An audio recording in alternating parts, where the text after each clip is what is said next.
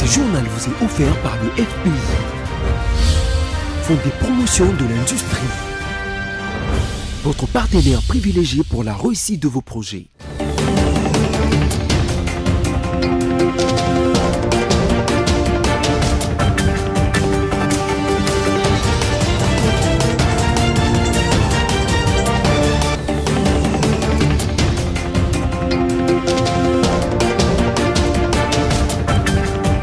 Bonsoir à tous et bienvenue à cette grande édition du journal sur votre chaîne BSC Télévision. Place au sommaire.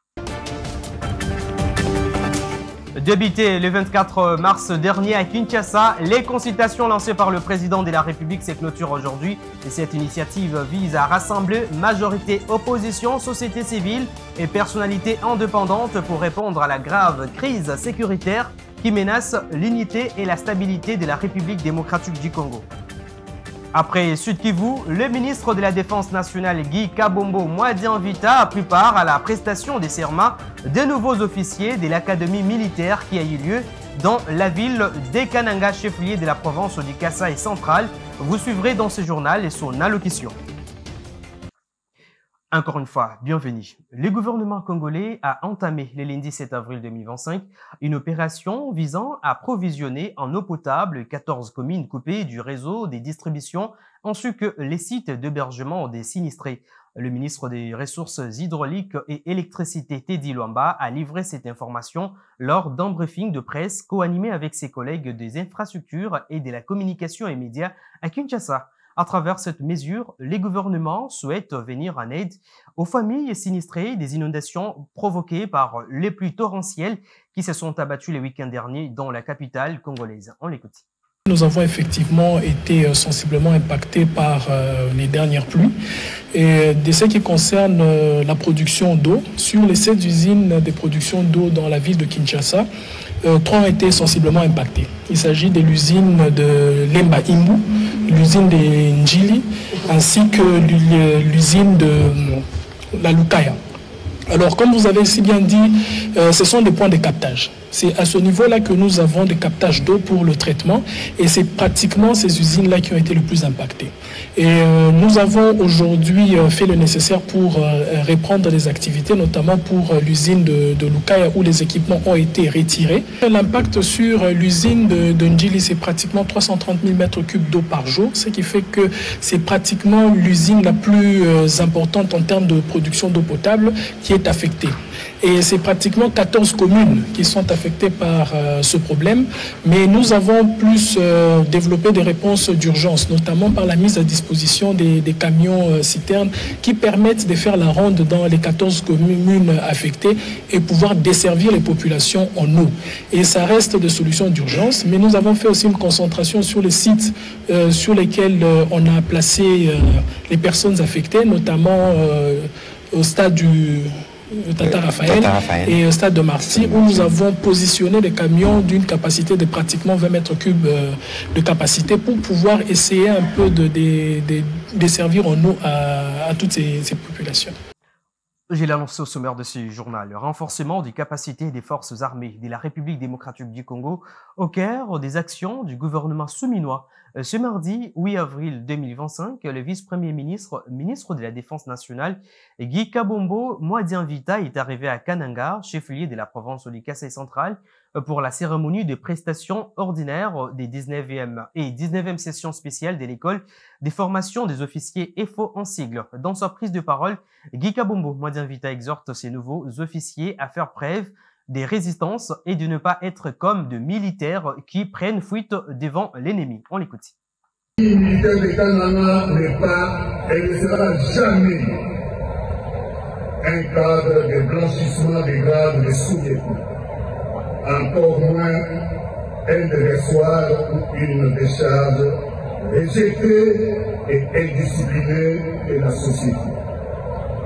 Ou encore un établissement public de formation d'officiers qui font la honte en fuyant devant l'ennemi, qui détournent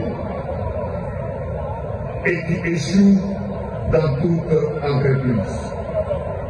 Mais l'Académie du Kananga est bien plus, elle doit être une institution militaire universitaire, vouée à un idéal simple, celui de la formation des officiers qui ont le sens de l'honneur et la réussite. Quelle excellence, et qui sont dotés d'aptitudes physiques et intellectuelles.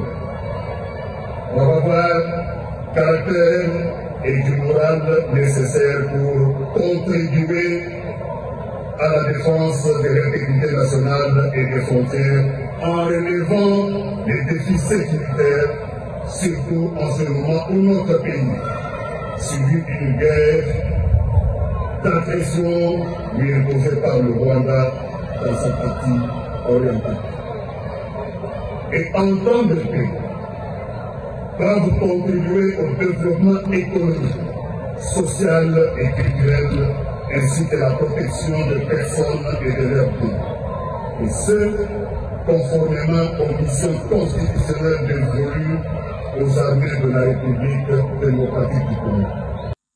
Je l'ai également annoncé au sommaire de ce journal. Les consultations politiques en vue de la formation d'un gouvernement d'union nationale en République démocratique du Congo se poursuivent et devraient s'achever aujourd'hui même. Lancé le 24 mars sous la direction du conseiller spécial en matière de sécurité du président de la République Félix-Antoine Tshisekedi Tshilombo, ces discussions se sont jusqu'ici concentrées sur les formations issues de la majorité présidentielle ainsi que certaines organisations de la société civile. Ni Joseph Kabila, ni Moïse Katumbi, ni Martin Fayoulou, encore moins le représentant de l'AFC M23 n'y ont participé. Suivez. République démocratique du Congo, Présidence de la République, Conseil national de sécurité, communiqué numéro 002 en rapport avec les consultations politiques. La cellule des communications des consultations politiques initiée par le chef de l'État, son Excellence M. Félix-Antoine Tshisekedi Tshilombo, et conduite par son conseiller spécial en matière de sécurité, le professeur Dr Kashmir Kologele-Berand, informe l'opinion tant nationale qu'internationale que les consultations politiques débutées le 24 mars 2025 à Kinshasa se clôturent de manière formelle ce mardi 8 avril 2025. À ce stade, toutes les catégories sociales et politiques annoncées lors du point de presse du samedi 22 mars dernier au Salon Congo du Pullman Kinshasa ont été prises en compte, à savoir la majorité parlementaire et extra-parlementaire, l'opposition parlementaire et extra-parlementaire, les personnalités, les organisations de la société civile dans toute leur diversité, y compris celle de la diaspora. Toutefois, compte tenu d'importantes sollicitations des structures et personnalités, aussi bien de l'intérieur que de l'extérieur du pays, les échanges informels se poursuivent. Au nom du conseiller spécial du chef de l'État en matière de sécurité, le professeur Dr Désiré Kashmir Kolongele-Berand, la coordination de la communication des consultations politiques, présente ses remerciements à tous les partenaires pour l'intérêt soutenu durant toute cette période des dites consultations. Fait à Kinshasa le 7 avril 2025, le coordonnateur de la communication des consultations politiques de Kinshasa, Zachary Bababaswe-Ouchir. Mais bien avant la fin de ces consultations, Jean-Philbert Mabaya pense que le gouvernement d'union nationale doit être aussi celui de la cohésion nationale. Il a dit au sortir de son entretien avec le professeur Eberande Kolongele. On l'écoute. Alors, de quoi il a été question? Vous savez que le président de la République a lancé un appel à toute la population congolaise pour ce qu'il a appelé un gouvernement d'union nationale. Mais l'idée du président, nous pensons, était surtout que les Congolais puissent s'impliquer dans tout ce qui se fait à l'Est. Notre population de l'Est est en train de souffrir, sans oublier les conséquences également sur le reste du pays. Il y a eu beaucoup de morts, de massacres. Nous ne pouvons donc pas rester indifférents à tout ce qui se passe à l'Est.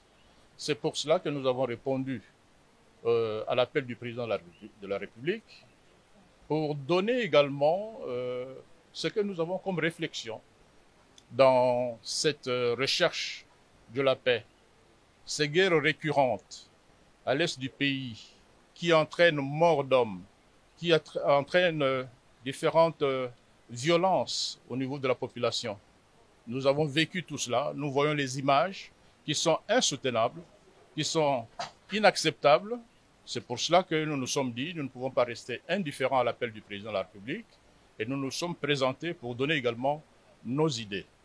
Alors, dans ces idées, nous avons épinglé surtout le fait que nous entendons surtout un gouvernement de cohésion nationale, si cela est possible, que les efforts soient fournis pour que tous les Congolais se retrouvent de manière à ce que cette guerre de l'Est prenne fin. Vous savez que notre pays est tout le temps soumis à des guerres récurrentes. Chaque fois qu'il y a des lois qui sont mises en place, chaque fois que les décisions sont prises pour que nous puissions nous redresser, curieusement, il y a toujours une guerre. Et il faudra trouver une solution pour arriver à mettre fin à toutes ces guerres. Changeons de chapitre. Le Parti du peuple pour la reconstruction et la démocratie PPRD a célébré le lundi 7 avril 2025 ses 23 ans d'existence à travers une activité qui a réuni plusieurs cadres militants de ce parti à Showbase à Kinshasa. Suivez l'ambiance qui a régné en ce jour.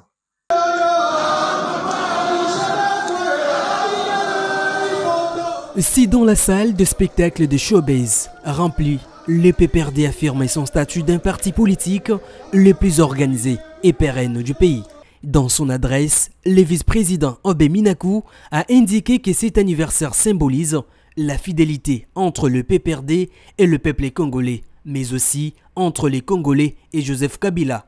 Pour sa part, le secrétaire permanent du PPRD, le vice-premier ministre honoraire, Emmanuel Ramazani Chadari, a rappelé aux membres du parti qu'ils ne sont pas dans l'opposition mais dans la résistance. S'agissant des consultations nationales initiées par le président de la République, Félix-Antoine Tshisekedi Tshilombo, le secrétaire permanent du PPRD a une nouvelle fois rejeté la main tendue du chef de l'État congolais. Par ailleurs, le parti politique du prédécesseur de Félix Tshisekedi dit vouloir reconquérir le pouvoir par les voies démocratiques lors des prochaines échéances électorales. Et au Congo central, le PPRD installé dans la ville de Matadi a également commémoré les 23 ans d'existence du parti, tout en affirmant leur dévouement au parti politique cher à Joseph Kabila Kabange. Suivez. À l'ère de la restructuration du parti sonné par le camarade président national, le sénateur à vie, Joseph Kabila Kabange, le PPRD Congo central se mit au diapason de toutes les provinces de la République en appliquant strictement l'instruction du camarade secrétaire permanent, le professeur Dr Emmanuel Ramazani Chadari, par l'organisation des festivités du 23e anniversaire du parti. En ce jour, dans la grande salle du centre diocésain de Kisantu, dans une ambiance électrique, les prosecs du PPRD Congo central, les camarades Robert Bouenzei et tout son comité provincial, bien accompagnés par les comités urbains des Matadi, ceux des 3 communes de la ville et par les associations affiliées au PPRD Congo central, ont relevé les défis de cette organisation. Grâce à un élan d'autoprise en charge sans précédent reçu dans un délai de seulement 72 heures.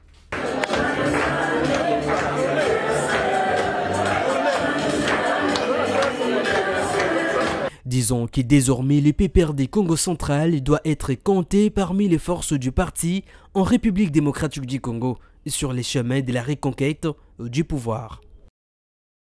Dans un communiqué daté du lundi 7 avril 2025, le président de la République Félix-Antoine Tshisekedi Tshilombo se félicite des relations solides et durables des coopérations et d'amitié entre les États-Unis d'Amérique et la République démocratique du Congo. Suivez la lecture de ces communiqués signés par Tina Salama, porte-parole du chef de l'État.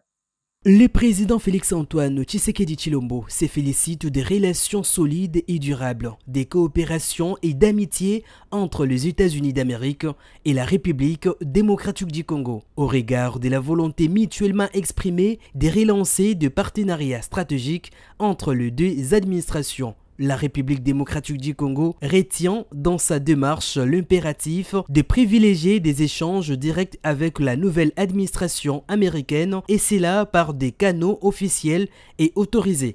En conséquence, elle procède sans délai à la suspension jusqu'à nouvel ordre de tout contrat démarche aux propositions de lobbying passées ou faits entre elles et des entités, firmes ou cabinets américains spécialisés dans ces domaines, notamment les contrats avec la firme Tierney. Tina Salama, porte-parole du chef de l'État. Dans un autre communiqué dont une copie nous est parvenue ce matin, le ministère des Infrastructures et Travaux Publics a annoncé la reprise des opérations d'indemnisation et des négociations pour les personnes affectées par le projet de construction des rocades sud-est et sud-ouest de Kinshasa. Et suivez la lecture de ces communiqués.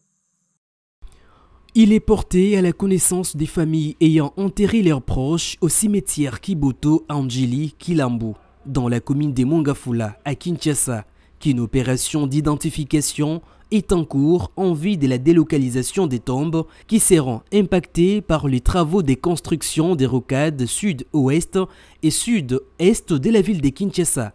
À cet effet, la commission interministérielle chargée des expropriations dans le cadre de ces projets invite les responsables des familles concernées à se présenter au cimetière Kiboto, munis des documents justifiant les liens avec les personnes enterrées, du jeudi 10 au dimanche 13 avril 2025, de 8h juste à 16h30, afin de procéder au contradictoirement avec la commission à l'identification de chaque membre des familles enterrées ou des cimetières et de convenir des dispositions pratiques pour la réalisation des opérations d'exhumation et de réanimation des corps. Au regard de l'urgence de la réalisation de ces opérations, la présence de toutes les familles concernées est requise. Fait à Kinshasa le 8 avril 2025. Ingénieur Georges Kochi Jimeya, secrétaire général aux ITP, président de la commission. Et à l'international, la Chine a promis ce mardi 8 avril 2025 de combattre les droits des douanes américains jusqu'au bout, malgré la menace de Donald Trump, président américain, de nouvelles surtaxes. Les deux premières économies mondiales semblent être prêtes à l'escalade malgré la déroute de marché financier. Suivez. Le bras de fer à haut risque se poursuit. Alors que Donald Trump maintient ses annonces chocs et refuse de reculer, la Chine prévient ce mardi, elle combattra les droits de douane américains jusqu'au bout. La Chine prendra les mesures nécessaires pour défendre fermement ses droits et intérêts légitimes. Si les États-Unis ignorent les intérêts des deux pays et de la communauté internationale et persistent dans une guerre tarifaire et commerciale, la Chine les combattra jusqu'au bout. Si la colère et les menaces de riposte restent les maîtres mots en Chine, d'autres en Asie essaient de tempérer et de trouver des solutions viables pour l'économie locale. Le ministre sud-coréen du Commerce suggère d'ouvrir davantage les échanges avec Washington. Au Vietnam et à Taïwan, on appelle à limiter les réactions précipitées. Avant le 3 avril, certains représentants étaient déjà en contact avec les États-Unis. Nous espérons donc que chacun nous accordera plus de temps. Nous essaierons d'en gagner autant que possible, comme tous les autres pays du monde. Nous disposons d'un plan global, nous avons les bonnes personnes et nous pourrons mener des négociations constructives. Comme une cinquantaine de pays auraient commencé à négocier selon la Maison-Blanche pour éviter une escalade incontrôlable et la perte de toute rationalité économique. Et c'est par cette page internationale que nous mettons fin à ce journal. Mesdames, Messieurs, place à présent au rappel des principaux titres. Débité le 24 mars dernier à Kinshasa, les consultations lancées par le président de la République se clôturent aujourd'hui. Cette initiative vise à rassembler majorité, opposition, société civile et personnalités indépendantes pour répondre à la grave crise sécuritaire qui touche le pays. Après Sud Kivu, le ministre de la Défense nationale Guy Kabombo Mwadi-Invita a pris part à la prestation des serments des nouveaux officiers de l'académie militaire qui a eu lieu dans la ville de Kananga, chef-lieu de la province du Kasaï central. Et vous avez suivi dans ce journal et son allocution. Ce journal est complètement terminé. Merci de nous avoir suivis. Bonne suite des programmes sur votre chaîne. Au revoir et à la prochaine.